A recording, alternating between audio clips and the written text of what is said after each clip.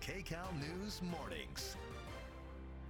Good morning, everyone. Today is Saturday, October 14th. Welcome to KCAL News at 7 on CBS and streaming on CBS News Los Angeles. I'm Rachel Kemp. And I'm update you, but you will definitely need those special glasses that we've been talking about. You don't want to look up directly. Okay, let's look live over Long Beach this morning. We are seeing the sunrise. What a beautiful start to the day. Mostly clear sky. Let's go inland to Fontana, where as we head into around the noon hour, clear sky, sunshine today, upper 70s. Mid 80s as we head into the 4 o'clock hour. So overall a nice day. It is going to be warmer than yesterday. Temperatures rise into the upper 80s across the valleys and the IE. Upper 70s across Los Angeles and Orange County with low 70s at the coastline. It is going to get warmer from here. A breakdown of the extended forecast coming up in just a few minutes. Ladies, back to you. All right, thank you, Alex. There is a lot going on in your world today. Here are some of the major stories we are following. Hamas unleashing even more rocket attacks, and Israel warning more than 1 million Palestinians to leave Gaza. We have the very latest. Also, fear in the Jewish community. Security stepped up here at home over homegrown concerns of violence as the war rages on. And a SoCal eclipse is expected this morning. We are live with everything you need to know.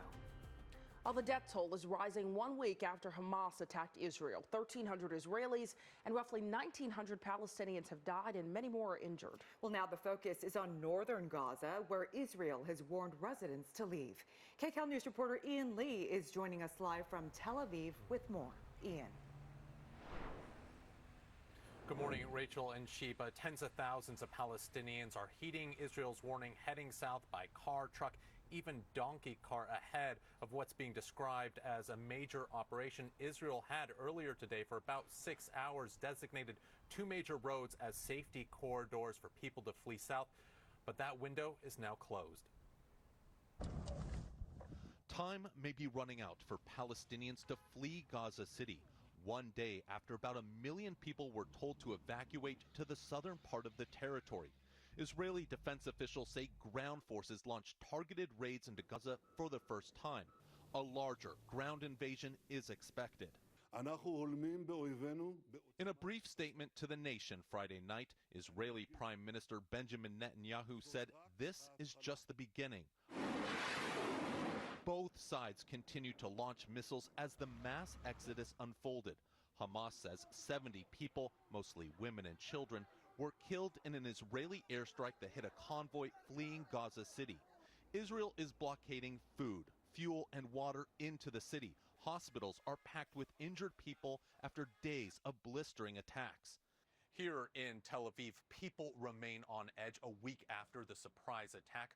Hamas is holding about 150 hostages, including women and children. Dan Moore's sister-in-law is among the hostages. It's a nightmare that we all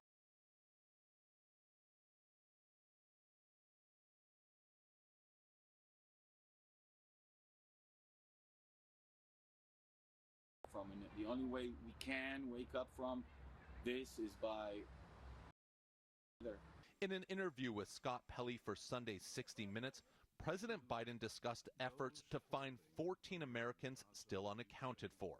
I say we're going to do everything in our power to find them, everything in our power. Across the U.S., rallies were held in support of Israel and the Palestinians as police tighten security, with all hoping the bloodshed overseas doesn't lead to violence at home. The UN is telling Israel that it must rescind its order for Gazans to evacuate the north, saying it's just going to compound the already difficult humanitarian crisis. Morgues are overflowing with the dead so much that ice cream trucks are being used to preserve.